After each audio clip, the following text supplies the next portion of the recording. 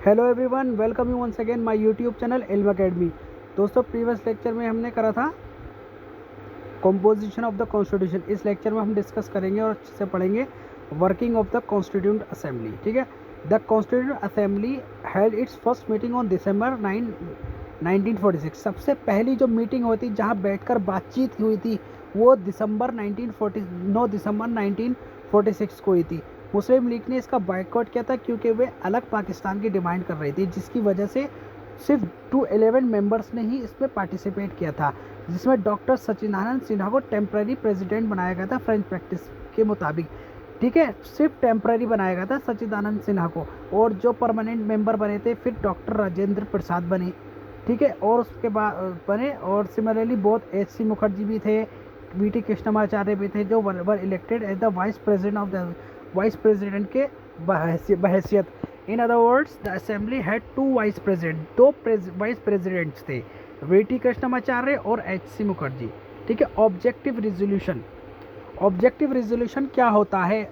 बहुत सारे स्टूडेंट पढ़ते पढ़ते थक जाते हैं, समझ में नहीं आता है, मेरे साथ भी ऐसा ही होता था।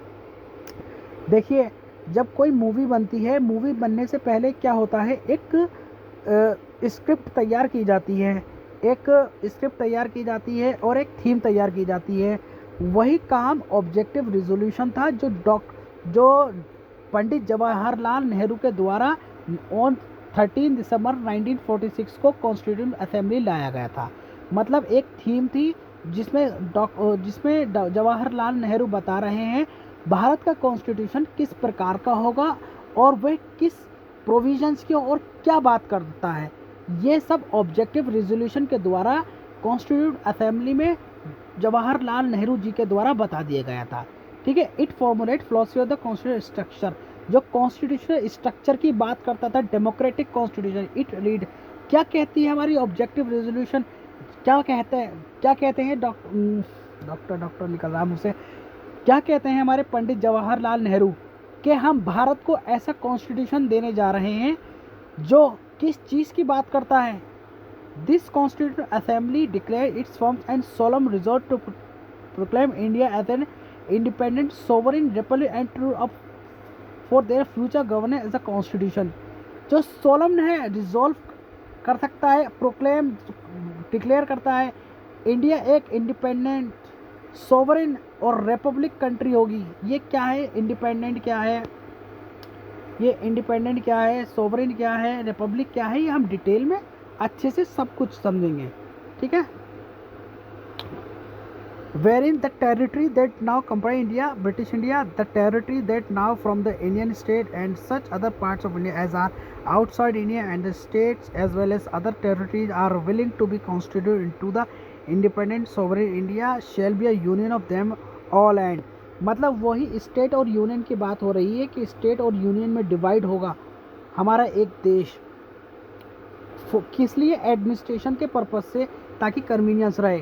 ठीक है। Where in the said territory, जो टेरिटरीज होंगी, whether with their present boundaries और with such others as may be determined by the constitution assembly and thereafter according to the laws of the constitution shall possess and retain the status of autonomous unit together with restricted powers and exercise all powers and functions of government and administration save and except such powers and functions as are vested in or assigned to the union or as are inherent or implied in the union or resulting therefrom।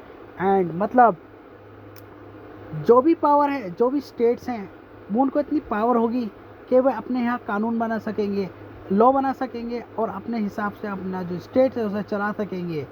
और जितने भी territories जो भारत के द्वारा ली जाएंगी और उसके मुताबिक जो अपने स्टेट्स हैं वो अपने कानून बना सकते हैं, अपना लॉ बना सकते हैं, और अपने हिसाब से अपना स्टेट्स को चला सकते हैं। wherein all power and authority of the sovereign independent India, its constituent parts and organ of government are derived from the people। जितनी भी अथॉरिटी है सोवरेन इंडिया को, वो उसको पावर जो मिलती है वो लोगों से मिलती है, और जो भारत के पीपल हैं, जो लोग हैं, वही सब करता धरता होंगे और वही सर्वोपरि होंगे। जो भारत की जनता है वही सर्वोपरि होगी। वेरिन, जहाँ shall be guaranteed and secure to all the people of injustice, जहाँ लोगों को इंसाफ मिलेगा, सोशल सामाजिक से लेके इकोनॉमिक से रिलेटेड से लेके हो, पॉलिटिकल से रिलेटेड हो, इक्वालिटी ऑफ स्टेटस हो, अपॉर्चुनिटी हो before the law, freedom of thought or expression of belief of faith or worship, vocation, association, subject to law and public morality. यहाँ कह दिया पंडित जवाहरलाल नेहरू ने फंडामेंटल राइट सबको प्रोवाइड किए जाएंगे, जहाँ adequate safeguard shall be provide, minorities की रक्षा की जाएगी, उनको सेफगार्ड किया जाएगा, उनको राइट्स दिए जाएंगे, चाहे बैकवर्ड हो, चाहे ट्राइबल एरियाज हो, चाहे डिप्रेस क्लास हो या बैकवर्ड क्लास, कोई भी हो, सबको सबका राइट दिए जाएंगे, सबका साथ सबका विकास होगा। जहाँ maintain the integrity of the territory of the republic and sovereign rights on land, sea and according to justice and the law of civilised nation. एक सिविलाइज्ड नेशंस की तरह हम सोवरेन होंगे और हमारा राइट होगा लैंड पर भी, सी पर भी और हवा पर भी, अकॉर्डिंग टू जस्टिस, कानून के मुताबिक।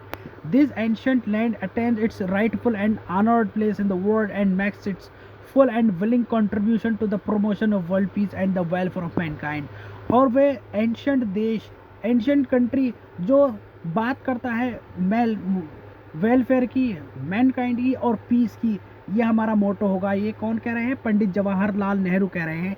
ऑब्जेक्टिव रेजोल्यूशन लाकर, एक थीम लाकर, फिल्म के थीम लाकर के इस तरीके का हमारा कॉन्स्टिट्यूशन होगा। This resolution was unanimously adopted by the assembly on January 2, 1947। एकदम बिना किसी विवाद के इस ऑब्जेक्टिव रेजोल्यूशन को एक्सेप्ट कर लिया गया। It influenced the eventual shaping of the Constitution through all its subsequent stages. Its modified version form the preamble of the present Constitution. यही है इसकी जो झलक है, हम प्रीएम्बल में भी देखेंगे। प्रीएम्बल क्या है अच्छे से हम अपकमिंग लेक्चर्स में पढ़ेंगे। ठीक है, इस लेक्चर में इतना ही। दोस्तों लेक्चर अच्छा लगा हो तो प्लीज़ लाइक शेयर सब्सक्राइब ज़रूर करें। लाइक शेयर कर दें दोस्तों, ताकि हम आपसे लाइव इंटरेक्ट कर सकें। मैं फिर भी यही कह रहा हूँ। ठीक है, till then keep practising and keep learning. Hand written notes चाहिए ले सकते हैं, डिस्क्रिप्शन में मेरा नंबर है। ठीक है, till then keep practising. Thank you.